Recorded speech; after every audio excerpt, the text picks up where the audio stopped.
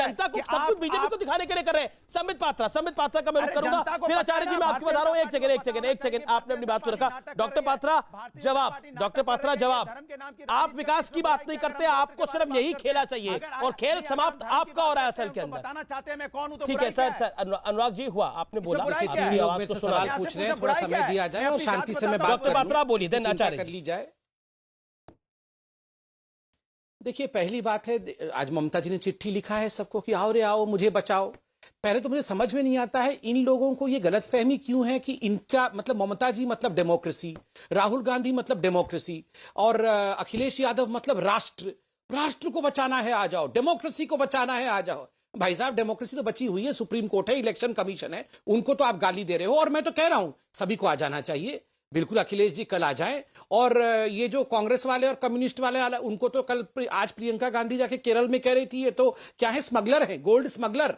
तो gold smuggler को भी बुला ली, वहां तो बोल रही थी गोल्ड स्मगलर है, यहां तो मिलके लड़ रहे हैं। आइए सब चोर डकैत स्मगलर जिसको जो बोल रहा है सब आके लड़िए, हमने तो मना नहीं किया है। और देखिए कितना दुर्गा पूजा का पंडाल है, कितना काली माता जी का पंडाल है वो तो मैं बताऊंगा, मगर मैंने अभी आंकड़े निकाले हैं।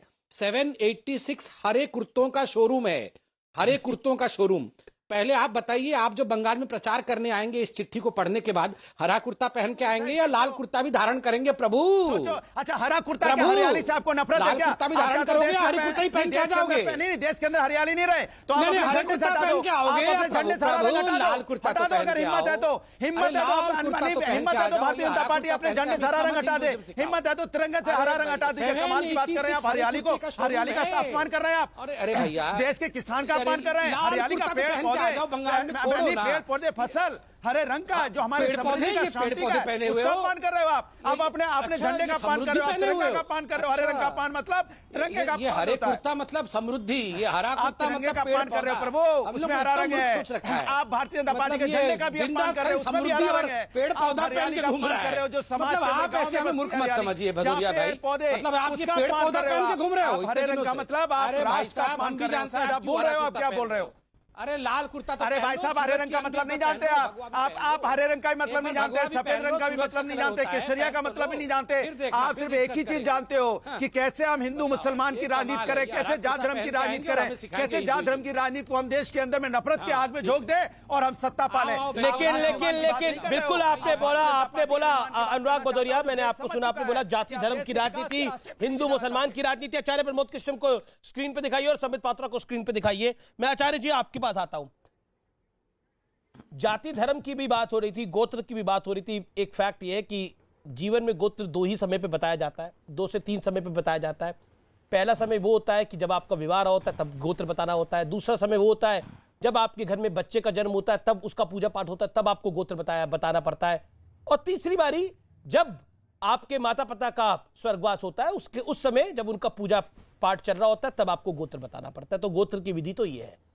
पॉइंट नंबर 2 जिसकी बात हुई कि देखिए ये लोग हिंदू मुसलमान कर रहे हैं। महुआ मोइत्रा टीएमसी के एक मेंबर ऑफ पार्लियामेंट है, उन्होंने बोला कि एक चोटी वाले के गोत्र से तो अच्छा है रोहिंग्याओं का गोत्र। अब वो कौन सी हिंदू मुसलमान की राजनीति उसको तय करिया जाए। मुजफ्फरनगर दंगों में कौन सी हिंदू मुसलमान की राजनीति थी इसको तय करा जाए, क्योंकि हिंदू मुसलमान की बहुत बात होती है। 1947 में कौन सी हिंदू मुसलमान की राजनीति थी उसको तय कर लिया जाए। 1990 में जब कश्मीरी पंडितों को विस्थापित किया गया था, कौन सी हिंदू मुसलमान की राजनीति थी उसको तय करना चाहिए। लेकिन मैं ज्यादा उसकी डिटेल में नहीं आना चाहता, वो विषय नहीं है आज हमारा। आचार्य प्रमोद कृष्ण जी, अभी संबित पात्रा ने एक बात का जिक्र किया। आज प्रियंका जी को मैं सुन रहा था, उन्होंने बोला कि गोल्ड, ये जो केरला का सीएम है ये स्मगलर है, लेकिन बंगाल में इन्हीं स्मगलर की पार्टी के साथ आप हैं, अलायंस है आपका स्मगलर के साथ। ये क्या है विरोधाभास? आपका तो गोत्र के साथ अलायंस होना चाहिए। आज तो ममता जी ने चिट्ठी भी लिख दी। हाँ, अमीश देवगन जी, कई सवाल हो गए, मुझे थोड़ा सा वक्त दें, 20-25 मिनट बाद आए। मैंने डॉक्टर संबित पात्रा जी को सुना, मनोजीत मंडल को सुना और भदौरिया जी को भी सुना। महाभारत के अंदर द्रौपदी का चीरहरण का प्रसंग आता है। महाभारत में द्रौपदी का चीरहरण हो रहा है, दुशासन चीर खींच रहा, दुर्योधन उसको नंगा होता हुआ देखना चाहता है, लेकिन द्रौपदी ने पुकारा, विदुर को पुकारा, भीष्म पितामह को पुकारा, द्रोणाचार्य कृपाचार्य को पुकारा, फिर नकुल सहदेव को पुकारा, भीम को पुकारा, अर्जुन को पुकारा। जब कोई पुकार नहीं सुनी तो उन्होंने भगवान कृष्ण को पुकारा और भगवान कृष्ण प्रकट हुए और द्रौपदी की लाज बचाई। ये हमारे शास्त्रों में प्रसंग है, महाभारत का प्रसंग है, सब जानते हैं। आज अगर ममता बनर्जी पे पूरे भाजपा उसी तरह से अटैक कर रही है, उसी तरह से उस पर हमला कर रही है जिस तरह से अकेली द्रौपदी पे सारा कौरव दल हमला कर रहा था, तो अगर उन्होंने चिट्ठी लिखी है तो उस चिट्ठी में कोई बुरी बात नहीं है। जब व्यक्ति ये सोचता है कि मैं घिर गया हूं तो वो मदद मांगता है। उन्होंने किसी बुनियाद पे वो चिट्ठी लिखी। एक चीफ मिनिस्टर चिट्ठी लिख रही है, एक ब्राह्मण कन्या पुकार रही है। मैं इसे कतई भी गलत नहीं ले रहा। हालांकि बंगाल के अंदर कांग्रेस पार्टी और ममता बनर्जी आमने सामने हैं, लेकिन ममता बनर्जी अगर ये कहती हैं कि मुझे मदद दो तो सारे विपक्षी दलों को ये सोचना चाहिए। दूसरी बात, अभी संबित पात्रा जी का झगड़ा हो रहा था गोत्र पे। लड़ाई गोत्र की नहीं है अमीश देवगन जी।